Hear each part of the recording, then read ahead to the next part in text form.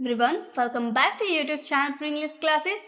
Today we are going to learn one of the most useful words in English, could. Many English learners get confused about when to use could, can or would. But don't worry, in this video I'll explain 8 easy and powerful way to use could with clear example and simple meaning. So make sure you watch till the end and practice with me. Let's begin. Let's start with the first use, could for past ability. We use could to talk about something we were able to do in the past. Think.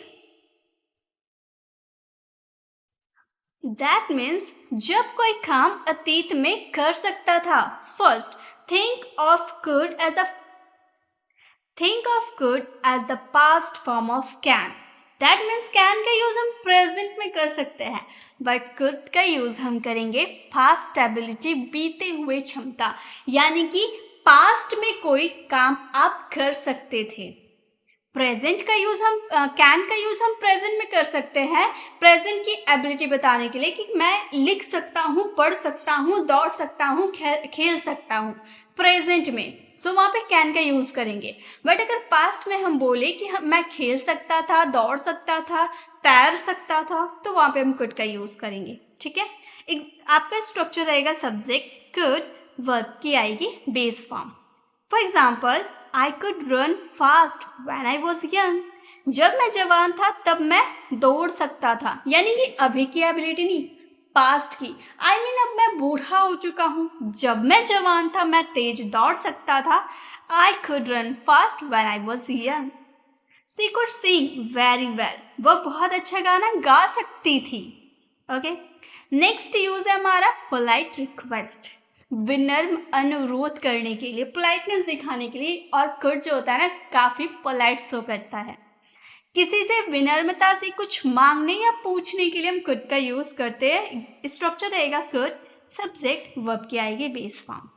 Example देख लीजिए. Example है हमारा, could you help me please. क्या आप मेरी मदद कर सकते हैं कृपया.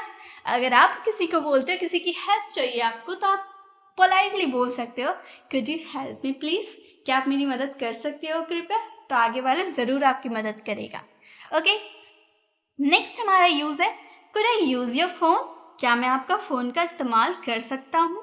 ये पोलाइटनेस शो करने के लिए हम यहाँ पे कुड का यूज कर रहे हैं.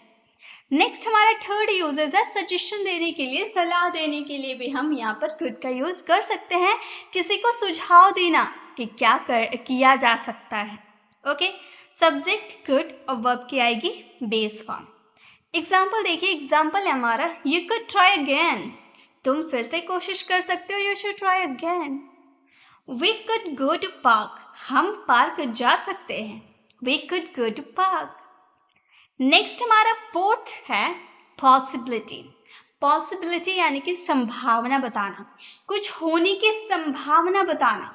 क्या होने वाला है, क्या होगा, उसकी संभावना बताने के लिए हम कुड का यूज करते हैं. स्ट्रक्चर हमारा सेम रहेगा, सब्जेक्ट कुड, वर्ब की आएगी बेस फॉर्म. एग्जाम्पल देखिए. It could rain today. आज बारिश हो सकती है, इसकी संभावना. अब मैं भगवान थोड़ी हूँ, मैं बोलूँ कि आज बारिश होगी और बारिश होने लगेगी. नहीं, एक संभावना है कि बादल छाए हुए हैं, आज बारिश हो सकती है. It could rain today. It could be at home. वो घर पर हो सकता है. It could be at home. Okay. Next देखिए. नेक्स्ट हमारा फिफ्थ यूजेस है. यहाँ पे हम 8 यूजेस कुड के सीखने वाले. और इससे पहले अगर आपने वुड और शुड पे वीडियो नहीं देखा तो उसमें उसे भी जरूर देखिएगा. हमने वुड और शुड के भी बहुत सारे यूजेस एक ही वीडियो में, वो भी छोटे से वीडियो में हमने बहुत सारे यूजेस सीखा है, तो वो वीडियो को जरूर देखिएगा. तो फिफ्थ यूजेस है हमारे कंडीशनल सेंटेंसेस.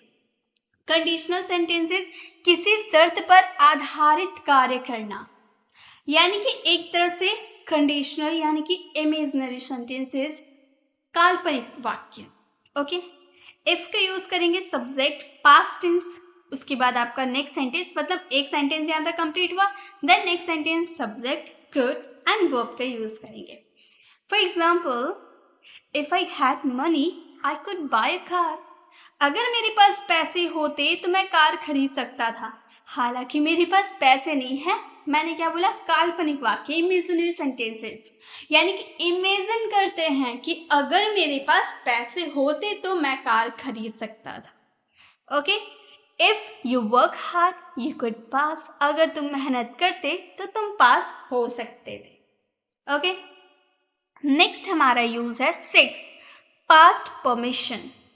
बीते समय की अनुमति के लिए भी हम could का यूज करते हैं। किसी को अतीत में कुछ करने की अनुमति देना, पास्ट में। ओके, जैसे when I was child, जब मैं बच्चा था, I could watch TV till 9 PM, तो मैं रात को 9 बजे तक टीवी देख सकता था। यानी कि बीते समय की अनुमति, यानी कि बीते समय में पास्ट में मेरी मम्मी ऐसा अनुमति, परमिशन देती थी कि मैं रात में 9 बजे तक टीवी देख सकता था। When I was child, I could watch TV till 9 PM.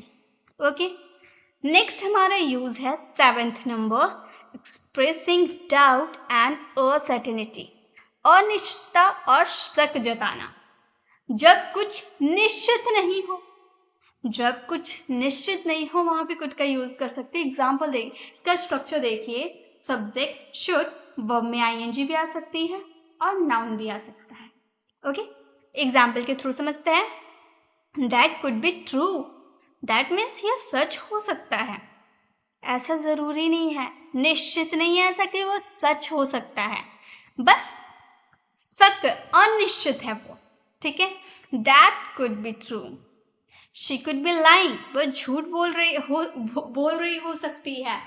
ठीक है, अब आप श्योर नहीं है कि वो झूठ बोल रही है या नहीं बोल रही है। ठीक है, निश्चित नहीं है आप।